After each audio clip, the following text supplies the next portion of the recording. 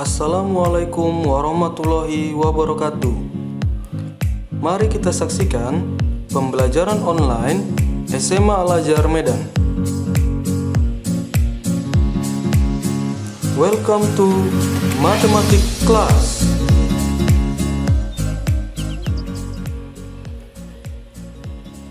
Kali ini materi yang akan kita pelajari adalah trigonometri. Nah, ada yang tahu apa itu trigonometri? Trigonometri itu berasal dari bahasa Yunani, yaitu dari kata trigonon yang berarti tiga sudut dan metron yang berarti mengukur.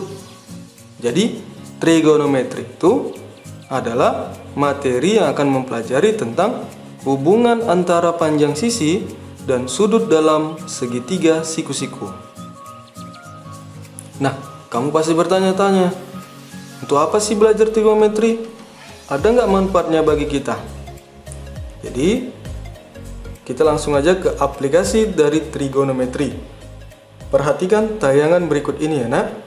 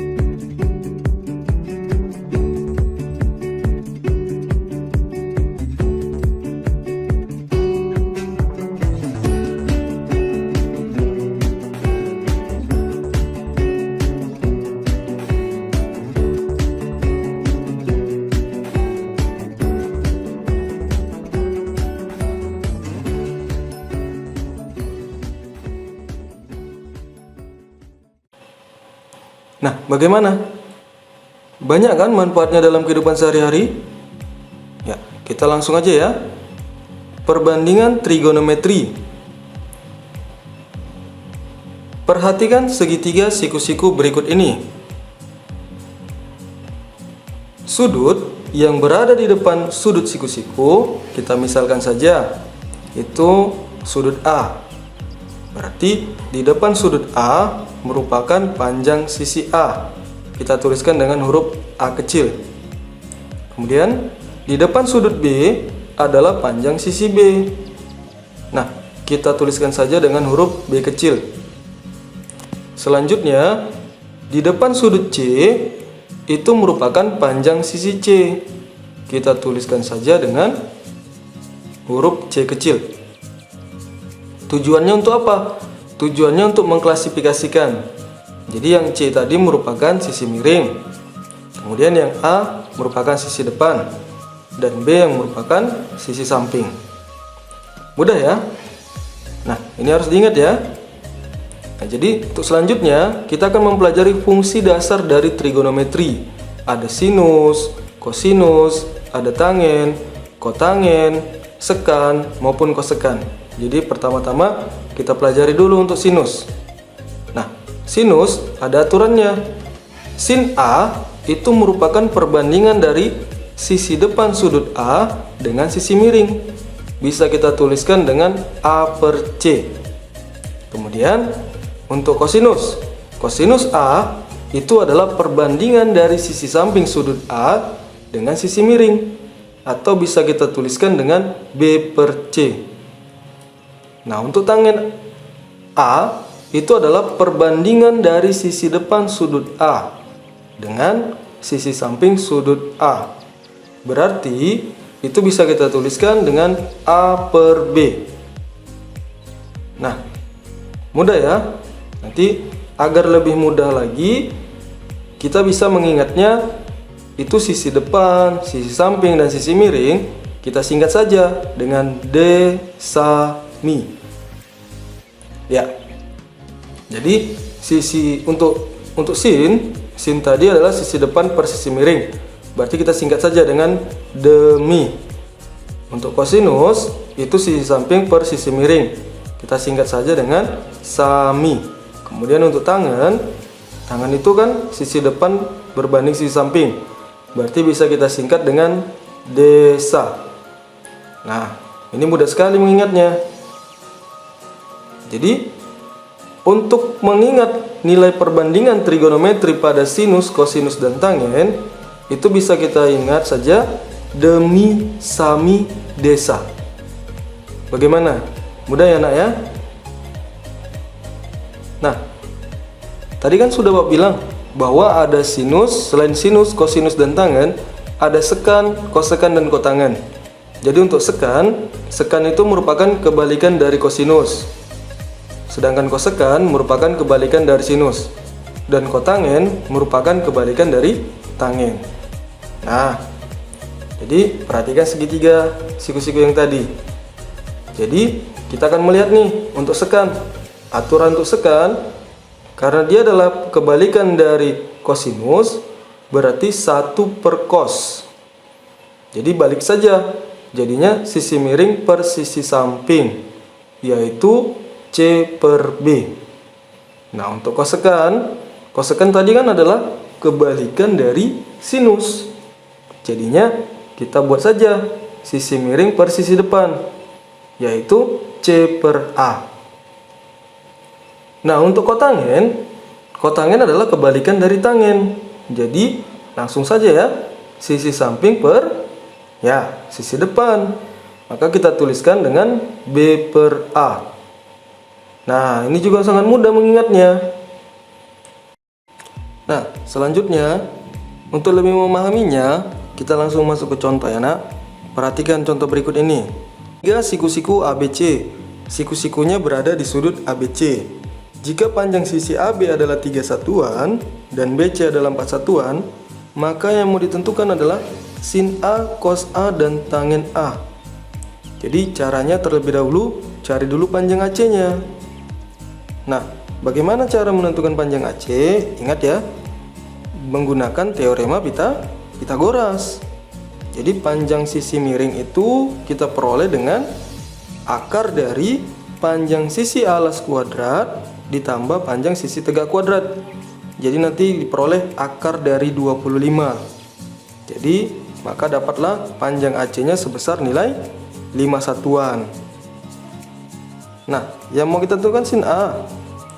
Jadi untuk menentukan sin A, ingat ya, kamu tadi kan sudah mempelajarinya. Sin A itu adalah depan per miring. Jadi depan per miring yaitu BC per AC. Jadi 4 per 5. Kemudian untuk menentukan cos A. Cos A itu berarti samping per miring. Berarti yang mana? Iya, AB per AC, yaitu sebesar 3 per 5. Nah, Kemudian untuk tangen A-nya, tangen A itu diperoleh dengan cara yaitu depan per samping. Maka perbandingannya panjang ABC per AB sebesar 4/3. Mudah ya. Nah, selanjutnya kita masuk ke latihan. Nah, di latihan ini kamu akan memperoleh segitiga, yaitu segitiga KLM, di mana nanti ada sudut alfa dan ada sudut beta. Panjang LM itu adalah 6 cm dan panjang KL adalah 8 cm. Jadi ini kamu akan menentukan yaitu sin alfa, kemudian cos alfa, kemudian tangen alfa, lalu berikutnya sin beta, cos beta, dan tangen beta. Nah, ini kamu kerjakan ya nak, supaya kamu lebih memahami dan kamu sudah paham mengenai perbandingan dari trigonometri. Nah, selanjutnya nilai perbandingan trigonometri pada kuadran 1, 2, dan 3, dan 4. Nah, coba kamu perhatikan dulu. Ini ada sebuah lingkaran. Nah, lingkaran ini kan besar sudutnya 360 derajat. Jadi ini akan kita bagi menjadi 4 bagian, di mana ada kuadran pertama, kedua, ketiga, dan keempat.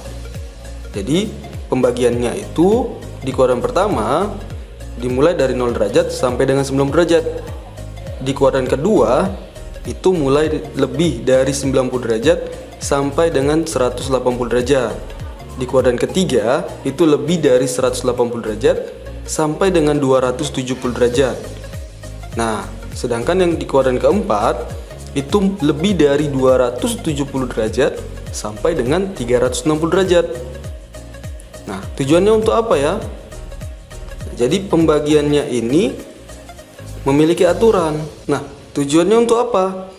Tujuannya adalah agar nanti lebih mudah untuk mengetahui mana yang bernilai positif maupun yang bernilai negatif. Nah, nanti kalau di kuadran pertama itu semua positif nak, sin, cos, dan tangen itu semua positif. Sedangkan di kuadran kedua yang positif itu hanya sin, sedangkan kosinus dan tangen bernilai negatif. Untuk di kuadran ketiga itu yang positif hanya tangen, sedangkan yang negatif itu ada sinus dan kosinus. Nah, yang terakhir di kuadran keempat yang bernilai positif itu adalah kosinus, sedangkan yang bernilai negatif itu ada sinus dan tangen. Nah, jadi agar lebih mudah mengingatnya, maka nih kita buat aja nih singkatan. Semua sindikat tangannya kosong. Jadi semua tadi itu di kuadran pertama, kemudian di kuadran kedua itu sin, kuadran ketiga ada tangen, dan kuadran 4 ada cos. Mudah ya? Nah, nanti bagaimana dengan kotangen, sekan, kosekan? Nah, itu kamu cari tahu ya nak. Jadi supaya nambah referensi kamu. Selanjutnya kita akan mempelajari tabel nilai perbandingan trigonometri pada kuadran 1, kedua, 3, dan 4. Jadi ada hubungannya pada kuadran yang barusan kita pelajari tadi. Nah, ini dia. Jadi besar sudutnya itu mulai dari 0 derajat sampai dengan 360. Jadi nanti ada sinus, ada kosinus, ada tangen, kotangen, sekan, dan kosekan. Jadi untuk sin 0 itu nilainya adalah 0. Jadi untuk sin 30 derajat adalah setengah, sin untuk 45 derajat adalah setengah akar 2, sin untuk 60 derajat adalah setengah akar 3. Nah, untuk sin 90 derajat adalah 1. Nah, bagaimana menentukan nilai untuk selanjutnya ya? Nah, ini sengaja Bapak tutupi supaya nanti agar kamu tidak terfokus atau menghafal sekaligus. Nah, ini kan sangat banyak. Jadi kita nanti memiliki trik supaya lebih mudah mengetahui besaran sudut-sudut yang lain untuk sin, cos, dan tangen. Begitu juga nanti untuk kotangen, sekan, dan kosekan. Nah, untuk selanjutnya, untuk yang 120 derajat, bagaimana menentukan nilainya ya? Nah, ingat saja, kalau posisi dari 60 derajat ke 90 derajat, itu besar sudutnya bertambah berapa derajat? Iya, besarnya bertambah 30 derajat. Jadi 90 ke 120 juga begitu, sebesar 30 derajat. Jadi posisinya akan mundur ini. Jadi kalau di sini dia nilai 1, di 60 dia setengah akar 3, berarti di 120 juga setengah akar 3. Ya. Nah, itu dia. Bagaimana kalau yang 135 derajat? Kalau yang 135 derajat begitu juga. Ya.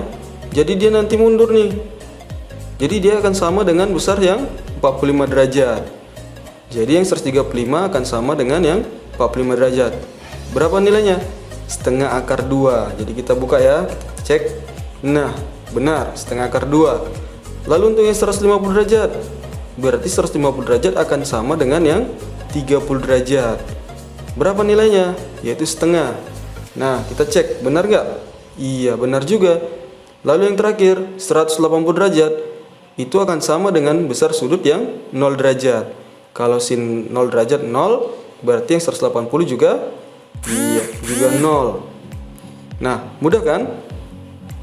Nah, untuk aturan yang untuk kosinus, kita kan juga mempelajarinya ya.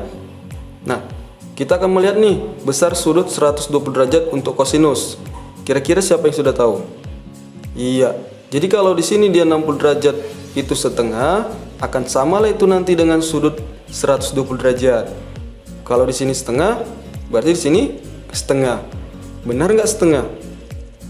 Tapi harus diingat, di 120 derajat itu sudah, iya, sudah kuadran kedua. Jadi nilai cos itu akan bernilai negatif. Jadi kalau dia bernilai negatif, tambahkan negatifnya, jadinya negatif, iya, negatif setengah. Begitu juga yang 45 derajat. 45 derajat sama dengan 135 derajat. Jadi kalau di sini setengah akar 2, maka di 135 juga setengah akar 2. Tetapi kamu harus ingat ya, kamu jangan lupa bahwasanya nilai kosinus pada di kuadran kedua adalah negatif. Jadi nilainya adalah, iya, negatif setengah akar 2.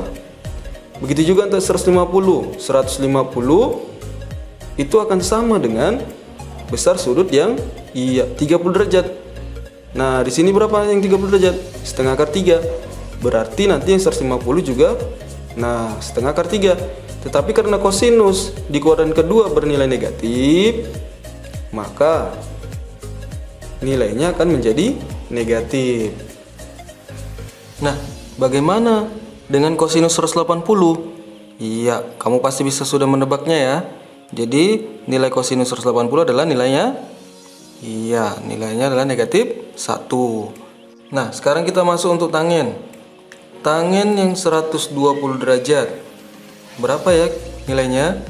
Nah, konsepnya sama seperti yang di atas tadi. Berarti dia akan sama dengan sudut 60 derajat untuk tangen. Berarti kalau di sini akar 3, maka di 120 juga akar 3. Tapi perhatikan kembali di kuadran ya. Jadi di kuadran kedua tangen bernilai negatif. Jadi tinggal kamu tambahkan negatifnya. Jadinya negatif akar 3. Begitu juga untuk yang 135. Ya, jawabannya adalah negatif 1. Yang 150. Iya, negatif sepertiga akar 3. Nah, 180. Berapa kira-kira nilainya? Nah, untuk tangen 180, apakah negatif 0? Tidak, karena 0 tidak pernah negatif. Nah, itu dia ya. Mudah kan, Nak? Nah, jadi untuk selanjutnya itu terus tuh berputar dia sampai dengan 360 derajat. Nah, nanti kamu isi ya, mulai dari 210 sampai 360. Kemudian untuk toko tangen, sekan, dan kosekan juga begitu. Diisi tabel untuk nilai perbandingan trigonometri pada kuadran 1, 2, 3, dan 4. Ya.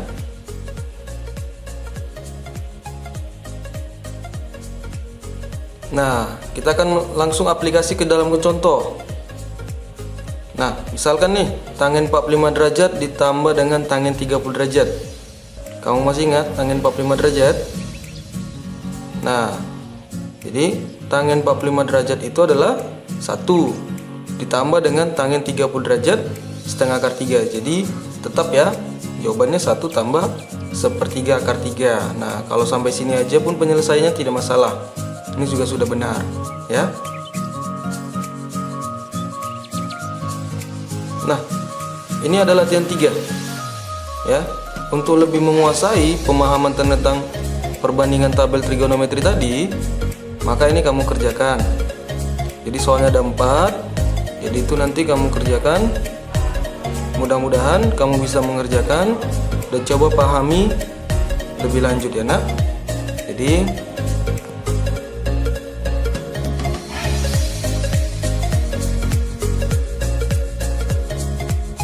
nah, sampai di sini dulu pembelajaran kita kali ini.